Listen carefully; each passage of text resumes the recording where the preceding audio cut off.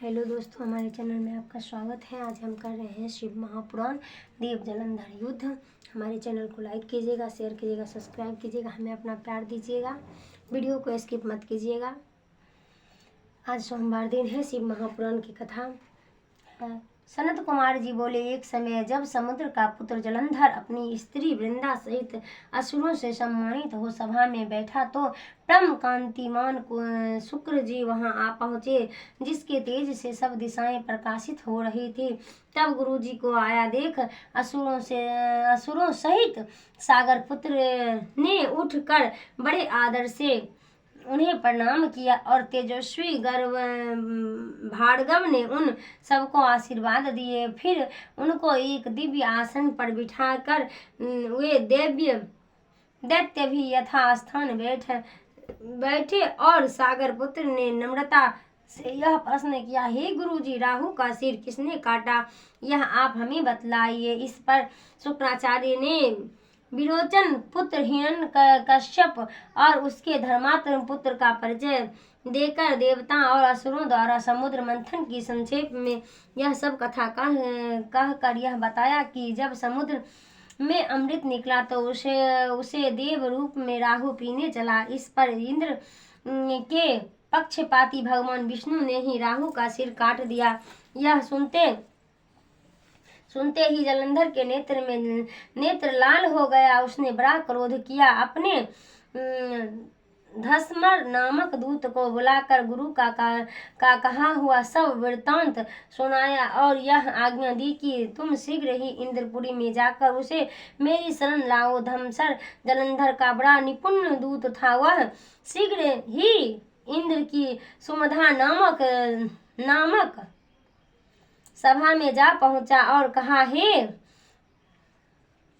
देवता धन, तुमने समुद्र को क्यों मथा और मेरे पिता के सब रत्न को क्यों ले लिया है? ऐसा कर तुमने अच्छा नहीं किया है। यदि तुम अपना भला चाहो तो सब रत्न सहित देवताओं के साथ मेरी शरण आओ, अन्यथा हे सुराधाम, तेरे लिए यह बड़ा भय होगा और मैं सत्य कहता हूँ कि तेरा राज्य विध्वंस हो जाएगा। इस पर इंद्र बहुत विस्मित हुआ और कहने लगा, पहले मेरे भय से सागर ने सब पर्वतों को अपनी कुक्षी में क्यों स्थान दिया और उसने मेरे शत्रु दैत्य की रक्षा क्यों की? इसी कारण से मैंने उसके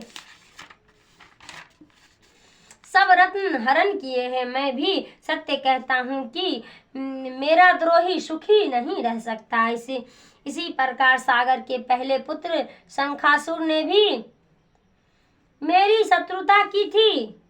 जिस पापी को मेरे छोटे भाई हरि ने मार डाला, अब समुद्र का यह दूसरा पुत्र हुआ है। इस कारण हे दूत, तुम शीघ्र जाकर समुद्र मंथन का यह वृत्तांत उसे सुनाओ। इंद्र की ऐसी बात सुनकर वह दूत शीघ्र ही जलंधर के पास आया, सब बातें कह सुनाई। उसे सुनते ही वह दैत्य मारे क्रोध के अपने ओष्ठ पकड़ने लगा और देवताओं को जीतने के लिए उसने उद्योग आरंभ किया। फिर तो सब दिशाएं और पाताल से करोड़ दैत्य आने लगे। शुंभ निशुंभ आदि करोड़ सेनापति के साथ जलंधर युद्ध करने लगा। शीघ्र ही इंद्र के नंदवर में उसने अपनी सेना उतार दी। वीर की शंख ध्वनि और घोर गर्जन से इंद्रपुरी गूंज उठा। अमरावती छोड़ देवता उससे युद्ध करने चले। भयानक मार काट हुई।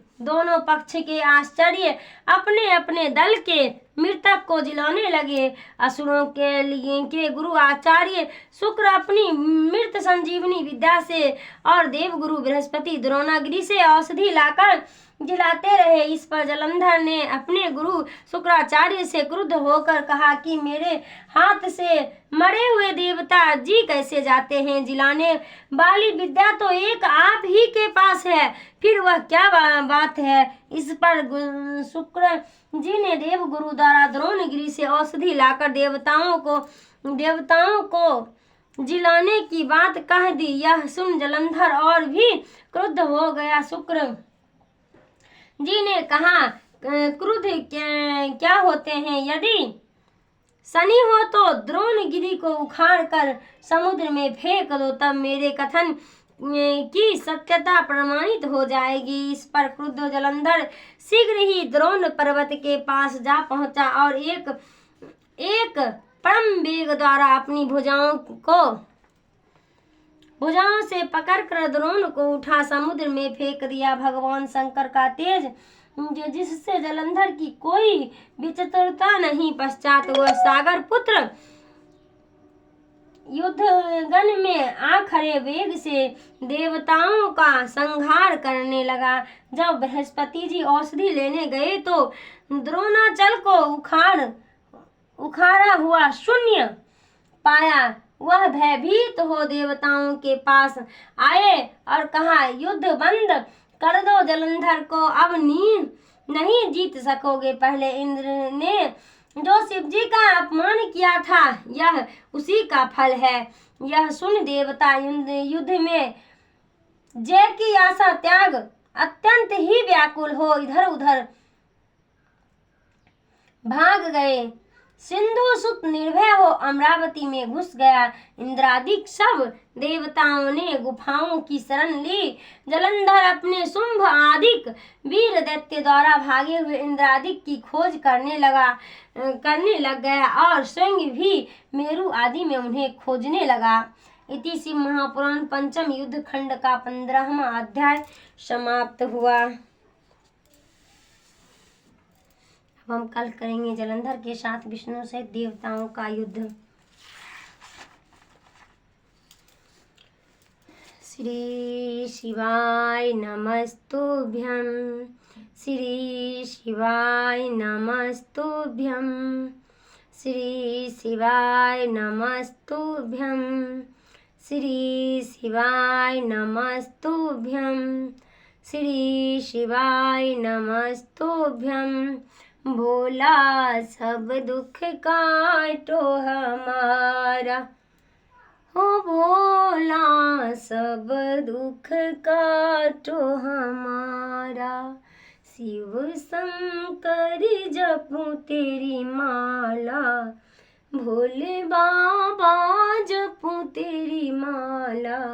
भोला सब दुख काटो हमारा, हो भोला सब दुख काटो हमारा।